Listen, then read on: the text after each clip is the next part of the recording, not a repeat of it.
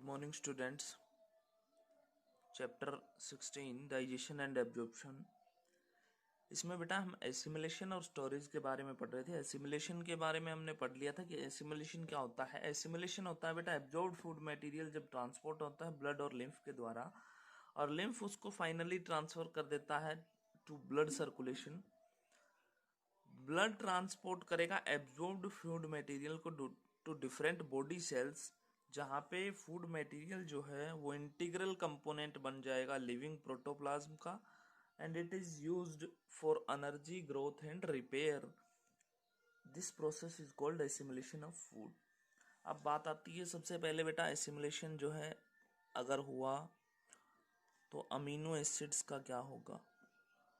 Food के अंदर amino acids का क्या होगा। तो अमीनो एसिड्स की बात करें तो बेटा amino acids are not stored. Storage की बात कर रहे हैं अब हम इसकी। अमीनो एसिड स्टोर्ड नहीं होंगे, but are taken up by the cells, but are taken up by the cells, taken up by the cells in connection with the synthesis of proteins, synthesis of proteins। Proteins किसके लिए use होंगे बेटा। Proteins are used for growth, repair etcetera. और जो access amino acids होंगे वो जो है क्या करेंगे बेटा, excess amino acids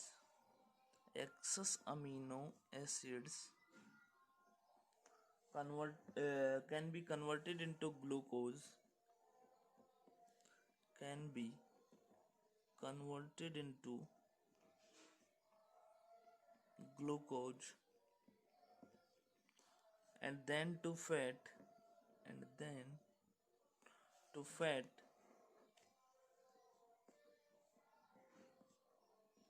and are thus stored। और इस तरीके से जो है स्टोर्ड हो जाएंगे अमीनो एसिड्स। नेक्स्ट आता है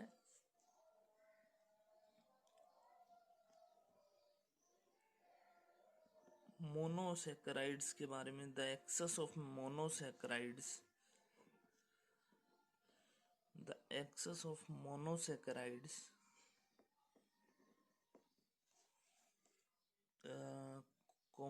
glucose, fructose and galactose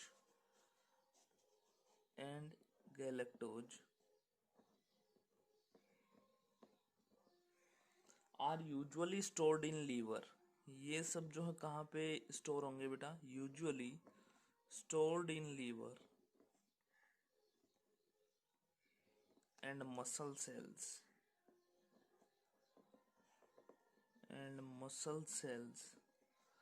in the form of glycogen। जबकि जो है डेफिशिएंसी रहती है ग्लूकोज की इन द ब्लड, तो ग्लाइकोजन जो है कन्वर्ट कर देता है ग्लूकोज को, ग्लाइकोजन जेनेसिस के द्वारा जो है इसको कन्वर्ट कर देता है। फिर से रिपीट करता हूँ, एक्सेस जो मोनोसेक्राइड्स ग्लूकोज, फ्रक्टोज और गैलेक्टोज हैं वो बेटा स्टोर होते हैं लीवर के अंदर और मसल सेल्स के अंदर in the form of glycogen. And wherever there is a deficiency of glucose in the blood, जबकि कहता है ग्लूकोज की डेफिशिएंसी रहती है ब्लड के अंदर, तो क्या होता है, the glycogen is converted into glucose. तो ग्लाइकोजन जो है कन्वर्ट हो जाता है किसके अंदर, ग्लूकोज के अंदर, by the process of glycogenesis. Next आता है बेटा फैट। तो the fat is stored in the fat deposits of the body, fat deposits of the body such as subcutaneous layers,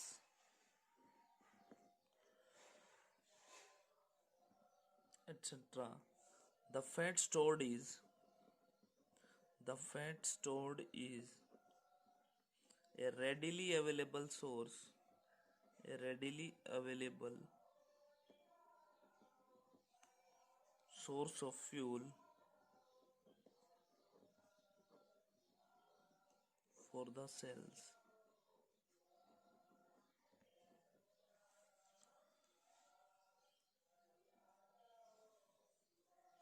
fat जो बेटा स्टोर होता है fat deposits of the body के अंदर, जैसे कि सबक्यूटेनियस लेयर्स के अंदर फैट डिपॉजिट रहता है, तो the fat stored is readily available source for fuel for the cells. तो जो फैट स्टोर होता है वो किसके लिए अवेलेबल रहता है? सोर्स ऑफ फ्यूल की तरह एक्ट करता है, सोर्स ऑफ फ्यूल की तरह काम करेगा फॉर द सेल्स। नेक्स्ट जो टॉपिक आता है इसके अंदर वो आता है बेटा ईजेशन।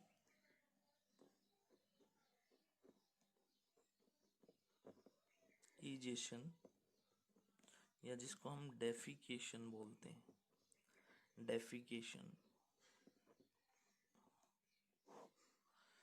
तो ये देखिए बेटा, ईजेशन का मतलब क्या होता है? The elimination of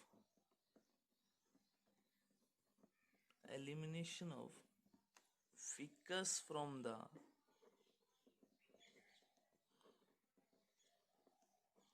elimination of ficus from the alimentary canal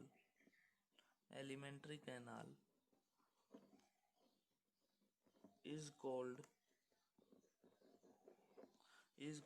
egestion or defecation। egestion और defecation कहता है एलिमिनेट, जब the elimination of faecal material या faeces from the alimentary canal is called egestion और डेफिकेशन। एलिमिनेट होना, बाहर निकलना faecal material का या फीकस का फ्रॉम एलिमेंट्री कैनाल क्या कहलाता है बेटा? ईजेशन या फिर defecation. The faeces is waste matter. Faeces होता क्या है? Is waste matter discharged from the elementary canal। Faeces जो है बेटा एलिमेंट्री कैनाल से डिस्चार्ज हुआ वेस्ट मटेरियल होता है, और इसी को हम क्या बोलते हैं? फीकल मटेरियल या फीकस। नेक्स्ट इसके अंदर आता है बेटा कॉन्स्टिट्यूएंट ऑफ फीकस।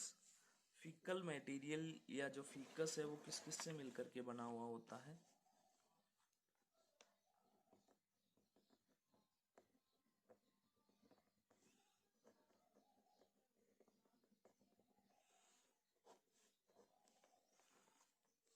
तो बेटा faeces consist of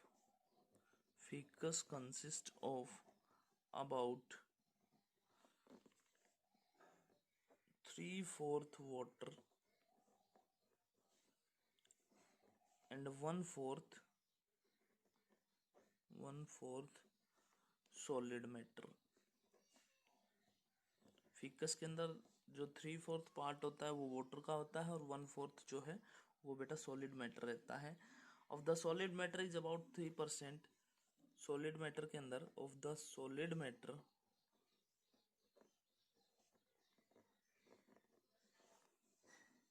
about 3% bacteria. इसके अंदर 3% बैक्टीरिया, 10 to 20% फैट, 10 से 20% जो है उसके अंदर क्या रहेगा बेटा? फैट रहेगा। 2 to 3% protein, about 15% inorganic matter, about 15% inorganic matter,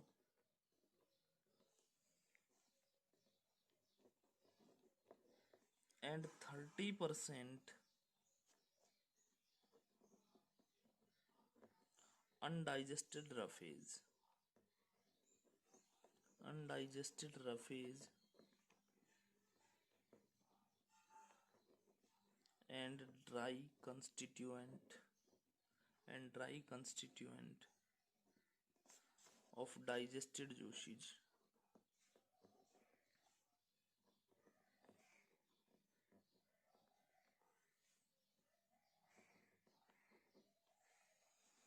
तो बेटा फिकस जो है वो 3/4 जो है वाटर से बना हुआ होता है, 3/4 पार्ट उसका वाटर होता है और 1/4 सॉलिड मैटर होता है। सॉलिड मैटर में से ही 3% जो है बैक्टीरिया उसके अंदर होता है, 10 to 20% fat, 2 to 3% protein, 15% inorganic matter और 30% जो है अनडाइजेस्टेड रफेज या अनडाइजेस्टेड मैटर हम बोल सकते हैं, अनडाइजेस्टेड फूड बोल सकते हैं, and dry constituent of digested juices जो है प्रेजेंट रहते हैं। तो ये था बेटा कंस्टिट्यूएंट ऑफ फिकस या फीकल मटेरियल।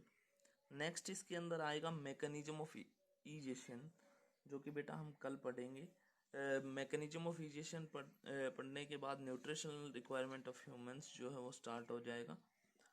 तो आज के लिए इतना ही। Thank you and have a nice day. Next जो टॉपिक होगा बेटा वो होगा मैकेनिज्म ऑफ इजेशन का प्रोसेस जो है होता किस तरीके से है। आज के लिए इतना ही। Thank you and have a nice day.